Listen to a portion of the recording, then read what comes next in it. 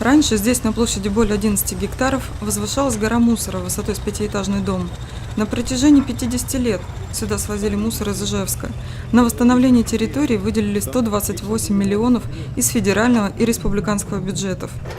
Свалка эксплуатировалась с 1946 по 1998 год. Это была основная свалка, куда свозились все отходы города Ижевска. В декабре 2016 года рекультивацию свалки включили в приоритетный российский проект «Чистая страна». Ее реализуют по схеме софинансирования. 68% платит федерация, 32% – республика. То есть 70 с лишним миллионов, это 68%, это мы взяли из федерации, остальные из республики. Рекультивация рассчитана на 3 года, причем 60-70% работ планируют провести уже в этом году. На первом этапе рекультивации надо сформировать тело свалки, то есть придать ей ту геометрию, которая предусмотрена проектом. Затем здесь будет завоз грунта огромного количества, там порядка больше миллиона тонн грунта будет завезено, которые создадут, сначала это будет плотный грунт с абсолютно низким коэффициентом фильтрации, непроницаемой кирпичной глины, так называемой, потом более проницаемый грунт, сверху это будет древесно-травяное покрытие, то есть тем самым мы уйдем от проникновения поверхностных вод в тело свалки.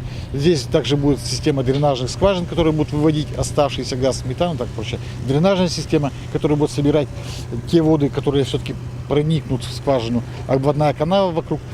Это единственный объект в республике, который попал в национальный проект. А всего в Удмуртии 25 крупных свалок, на рекультивацию которых требуется порядка 600 миллионов. Еще одна значимая проблема – нехватка полигонов. 1 января 2019 года их останется всего 5 на всю Удмуртию.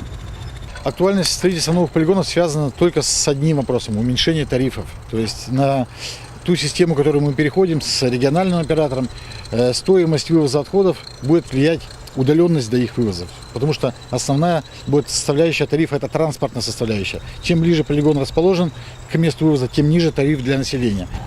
И если в Глазове и в Камбарском районе полигоны вскоре появятся, то для 2 других объектов подобрать площадки пока не удалось. Нет у нас санкционированных полигонов ни в Воткинске, ни в Сарапуле. То есть вот в этих городах строительство очень необходимо. Иначе у нас вырастет тариф. В Воткинске и в Сарапуле были спроектированы полигоны. Мы уже на будущий год предполагали их запуск. Встретили протестные мнения жителей. Мы еще до сих пор не выбрали участок. Сейчас идут, я буквально на прошлой неделе, весь Воткинский район мы обошли ногами, на позапрошлый Сарапульский район. Проблема одна, во-первых, наличие муниципальных земель, то есть это либо частные земли, наличие дорог, потому что далеко от дорог никто, ни один инвестор не пойдет, бюджетных денег на строительство нет. Пока по Сарапулу и по Воткинску у нас немножко проблемно. Это может привести к тому, что в скором времени мусор из Воткинска и Сарапула придется вывозить за десятки километров.